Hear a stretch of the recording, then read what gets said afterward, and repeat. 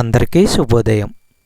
ఈరోజు దేవుని వాగ్దానం ఏమనగా, రోమీయులకు రాసిన పత్రిక 8వ అధ్యాయము 26వ వచనం.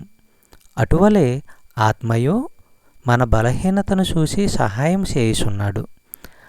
ఎలయనగా మనము యుక్తముగా ఎలాగూ ప్రార్థన చేయవలెనో మనకు తెలియదు గాని, ఉచ్చరింప శక్యము కాని మూలుగులతో ఆ ఆత్మ తానే మన పక్షముగా విజ్ఞాపన చేయుచున్నాము. సహోదరులారా, విశ్వాసుల ఆధ్యాత్మిక జీవితము, వారి అంతిమ ముక్తి, రక్షణ గురించిన అద్భుతమైన సత్యాలు ఈ అధ్యాయం అంతటా వెల్లడి అయ్యాయి. విశ్వాసులమైన మనలో దేవుని ఆత్మ ఎందుకు మూలుగుతున్నాడు? మన ఆధ్యాత్మిక సంక్షేమము గురించిన భారము ఆయనపై ఉంది. పవిత్రతలో, జ్ఞానములో మనము ఎదగాలని, యేసు ప్రభువులాగా మరీ కావాలని ఆయన ఎంతో ఆశిస్తున్నాడు.